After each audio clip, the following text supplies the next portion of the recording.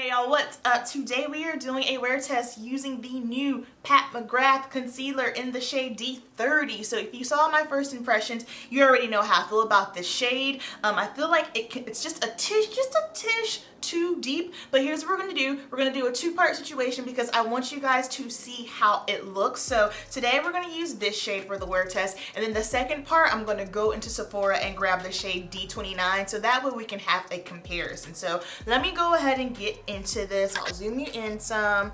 So I wore this all weekend when I traveled, so I know how it wears, but I have not done it in the salon yet, so that's what we're doing today. We're gonna see how she wears. Now I already have my thoughts and opinions on this concealer, and I'm just taking a sponge to blend it out. As you can see, it is very much, on camera it looks like it is my skin tone exactly, but to the natural eye, when I'm in certain lighting, like I can see the line just from it being a little bit too deep. Hopefully the camera will capture that when I'm in different lighting today. And something else that I noticed too with this shade, the description is deep with yellow undertones, but to me on my skin, it looks red. To my natural eye, it looks very, very warm. I don't see any yellow, any golden at all. All I see is red. So that was a little bit interesting to me. I have not seen anyone else's review on this concealer because I wanted to play with it myself first and see how I feel. So we're just gonna spot conceal now. I had that dark acne scar up there, and as you can see, it did conceal it, so that's good as far as it being full coverage. Yes, absolutely. I don't know if you guys can see just how warm. Hey, maybe I can zoom in. So this is kind of where it's stopping, and it's just a little too red for my skin tone. Because you guys know, for the most part, I put on concealer under my eyes, spot conceal, and that's it. I'll skip out on foundation. But this, as you can see, because the shade is so warm, looks a little weird. But that's okay, because we're gonna do it today. Something else that I noticed over the weekend when I wore this, because you guys know I always set with the MAC Mineralized Skin Finish. For some reason, when I set with this, it kind of intensified the redness, so I didn't do that yesterday. I just used my Sacha Buttercup powder, so that's what I'm gonna use today in the press form, just to set this. And it is yellow, so it'll help tone down the redness a little bit. So here's what we're looking like so far. I'm just going to dust some of the Makeup Forever powder Y505 around my face. Okay, so here's what we are looking like at the moment. So I'm gonna go ahead, finish up the rest of my makeup, and then I will be right back. All right, y'all, I am back. The rest of my makeup is on. I am rocking Natasha Denona Metropolis on the eyes today. So this is what my face is looking like, and I wanted to give you guys a quick little comparison as far as the shade. So here is our Pat Mcgrath shade right there, and I just wanted to compare it to an undertone that I am used to wearing. So this next one here, this is the Urban Decay. So you guys can see this is the Urban Decay. This is in the shade 70 NY, and then the first one is Pat Mcgrath. Now you can see the Urban Decay is definitely way more yellow undertone than the Pat Mcgrath. The Pat Mcgrath is really, really red to me. Another one is this ColourPop concealer, which I think this one I wear. It's a tish too light, but I dull it down. But still, same thing in comparison here. This one on the outside is the ColourPop in comparison to the Pat Mcgrath. Again, still pulls more red. And then we will do one more. Here is the Becca Aqua Luminous. Now the Becca one, to me, it does pull a little bit warmer, but it's not as warm as this one is on my skin. So my Becca Concealer, this is the one that I will use under the eyes and spot conceal, and it's fine. It's definitely deeper than the two in the middle in tone, but it has a way more of, it's not as warm. It doesn't have, it's not red in tone like this one is. So I just want to show you guys that really quick. So it is currently 10:49 on the dot. I work 11:45 to 7 today, so we will be checking in. I'm gonna try to check in at least twice at the salon. So I will see you when I get to work. Okay, downstairs, trying to get as much natural as I possibly can. I have to use my phone because my vlogging camera has officially died. RIP. So until I get my new vlogging camera, I'll just have to check in on my phone. But I want you guys to see what we're looking like in the natural light so far. So far, so good. So I will check in. Let me see. 11:45, 12:45, 1:45. I'll check in again around 2 o'clock.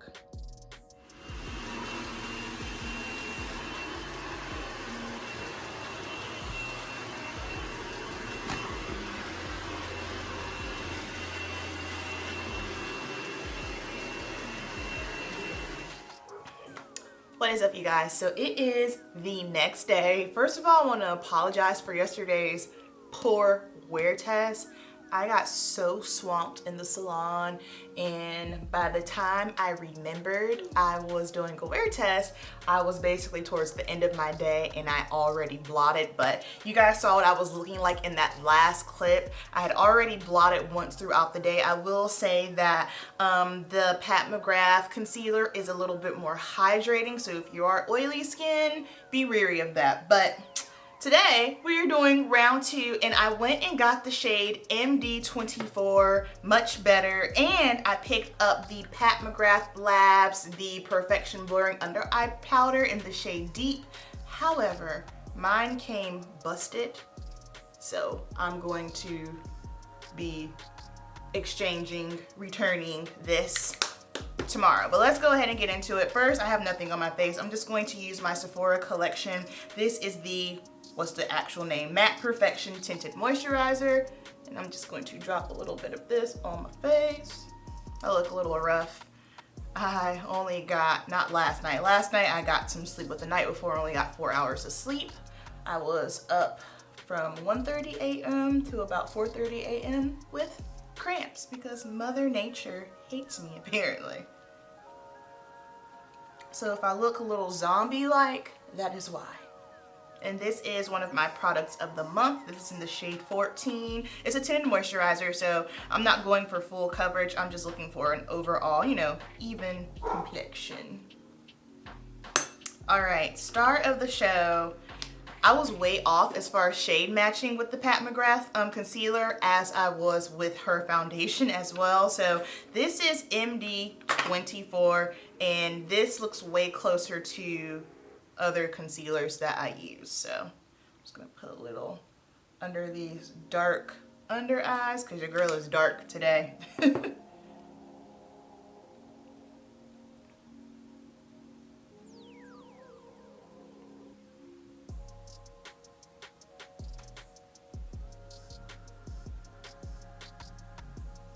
Much better. I love how easy it is to blend this concealer out. I didn't notice any crazy creasing either, which is always a good thing. It's not a dry down matte formula, but it's not so liquidy that it just instantly settles into creases either. Keep in mind, I'm not dry skin or have super dry under eyes as well. So, all right, so taking my Real Techniques setting brush, this powder kicks up quite a bit too. And I'm just going to set up under my eye. And I want to zoom in for you guys on this.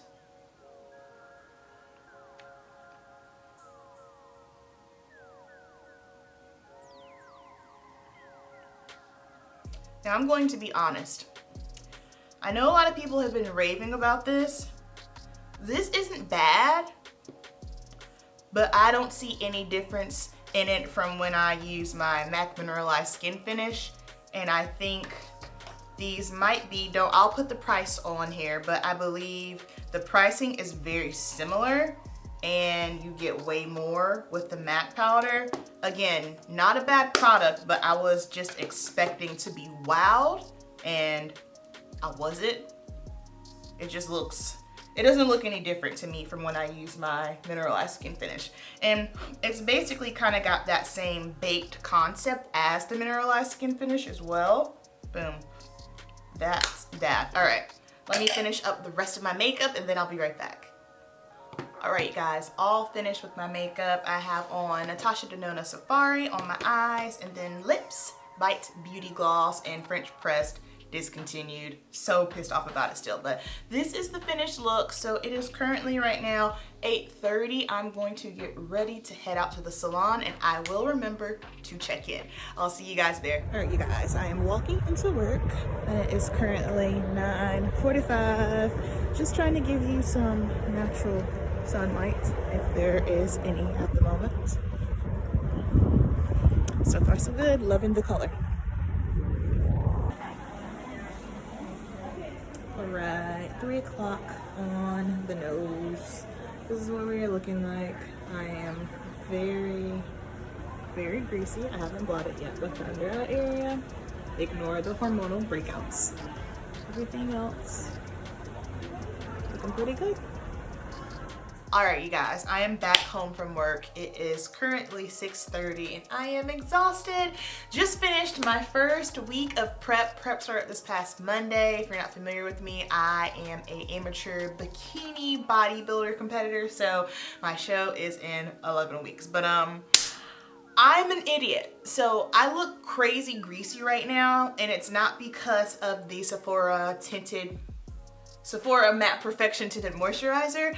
I forgot to set my face today. I don't know what I was doing this morning, so I just put this on and put everything else on top of it. So I should not be this greasy. I did not use setting powder, but I'm just gonna go ahead and blot really quick. I didn't want to blot throughout the day because I wanted to leave everything as is. I was so greasy. So greasy. See, much better. And this is why blotting is just the best way to go. If you are someone who is oily skin, something that we have to realize is no matter what, your oil is going to push through. Now mine was intensified because I didn't use setting powder because I just forgot this morning. That's what happens when you're sleep deprived. So this is what we are looking like after everything is all blotted down. I'll zoom in. It's amazing how blotting can just totally change, reset your makeup. My under eyes, I don't have any crazy creasing. It looks good. Everything is in place. Nothing is budging. This is a full coverage concealer. It covered my under eyes, all my dark circle situations. All right, so I love the shade. If you are a shade twin of mine, we are in the shade MD24. Let me save you the trouble. As far as this concealer goes, yes, it's full coverage. Yes, it's buildable. It's super easy to blend out. You won't have any troubles blending this out whatsoever. I am not someone that has dry under eye, so therefore I cannot speak to if this will work for a dry under eye situation. However, for me and my skin, it stays. There's no creasing, there's no shifting, there's no nothing. I like this concealer. Now here's the thing, is this concealer, did it blow me away? Did it knock my socks off? No, but it's not a bad concealer. Next up, we have the Under Eye Brightening Powder. Now here's the thing with this. Like I stated earlier, I didn't see anything again that was just like, oh my gosh, this is so beautiful, this is so great. It works for me just as well as the mineralized skin finish. I will say that the consistency is a little bit lighter, so maybe again, if you do have drier under eyes, maybe this will be a better situation for you, but just wanted to point that out as well because I know a lot of you guys were wondering about this. Again, I do not dislike either one of these. I do like them, but it wasn't anything to where I was like, whoa, like completely amazed. You guys know I am always going to keep it 100 with you, and those are just my thoughts, my opinions, how it wears flawlessly, no issues with it whatsoever. So those are my thoughts and opinions on the new Pat Mcgrath concealer and under eye blurring powder. Down below, I want to hear your thoughts. Will you be trying it? How do you think it looks? Have you tried it? Leave me your thoughts. You guys know the deal. Keep it simple, and I will see you in the next video. Peace.